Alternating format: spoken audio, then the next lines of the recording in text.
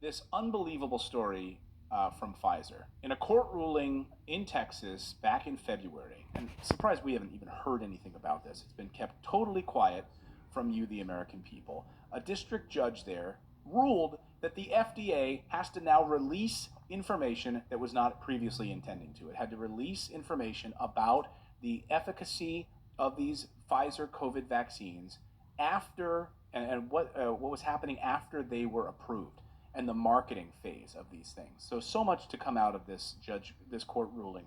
And Dr. John Campbell did a great job kind of going through all of this. But what it shows is in the 3 months of data through this Freedom of Information Act request, 3 months worth, that's all we've got, by the way, only 3 months worth. The court said, you guys now have to release this. On a regular basis. You have to release these documents. You now have to open up and release these documents and give out through the rest of the world like what is actually happening here. Just out of curiosity, these aren't the documents we were promised that they were going to block till 2055, are they? No.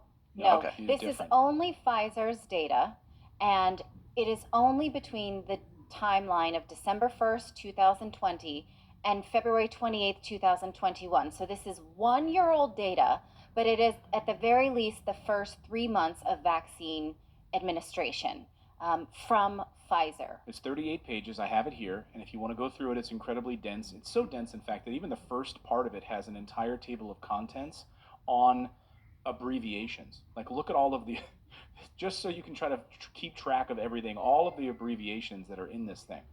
So what's really interesting is that if you want to get a sense of this, you have to figure out, okay, how many doses were administered, right?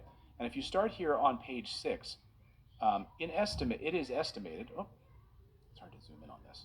Yeah, so on this one here. It is estimated that approximately blank redacted doses of this vaccine were shipped worldwide from the receipt of the first temporary authorization on December 11th, up through February 2021.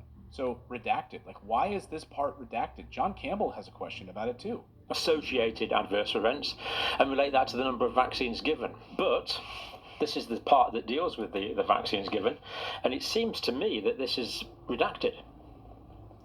Now, if that is redacted, why on earth would they want to redact that information? Because that means we could work out the percentages of people getting adverse reactions and the percentage of people dying due to vaccination, but we can't because we don't actually know how many vaccines were given out. Why would they want to redact that information? Why wouldn't we be able to access those percentages?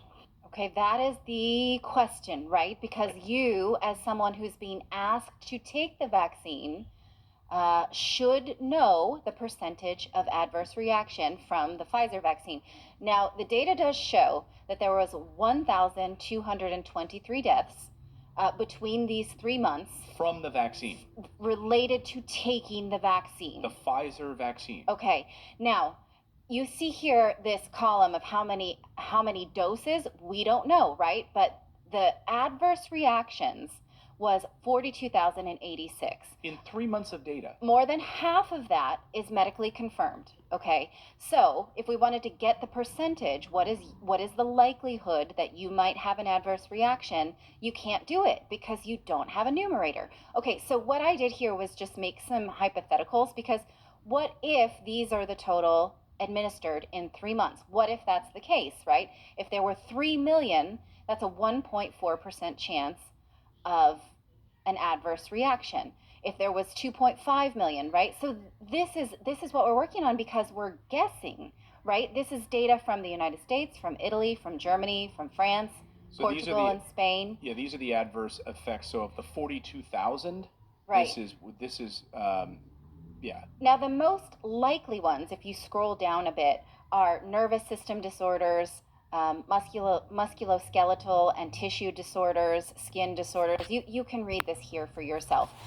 The interesting thing is that this data set ends February 28th, 2021. 6 months later, the FDA goes ahead and approves the Pfizer vaccine, right? Gives it full approval. And at that time, FDA Commissioner Janet Woodcock said, millions of people have already safely received the COVID vaccine.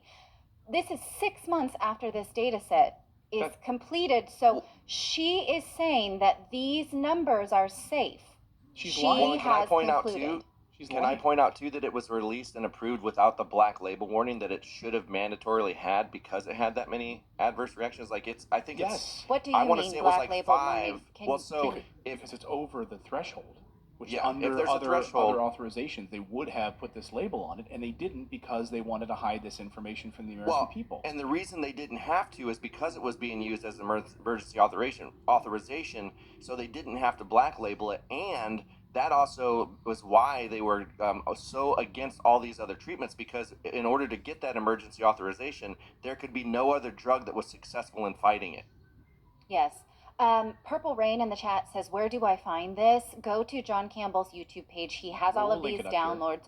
We also will put it in our chat, and then I'm going to link it in tomorrow's newsletter as well, because this is a non-zero number. This is interesting for us to know, and it is related. The story in the newsletter this morning about how the U.S. government used $1 billion of taxpayer money to advertise the COVID vaccine on mainstream media through outlets such as ABC, CBS, NBC, Fox, CNN, MSNBC, and all of the major U.S. newspapers.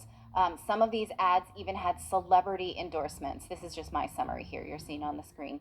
But that link... So just to reiterate, two parts of this story. Number one, Pfizer knew about these problems, kept it confidential, and the FDA knew about the adverse effects, kept it confidential, did not release it to the American people. It was only after a court order, after a judge made them do it, that they released the first 10,000 pages from just the first 3 months. So just from December, which is half a month because the authorization for the use of it started halfway through December, into February.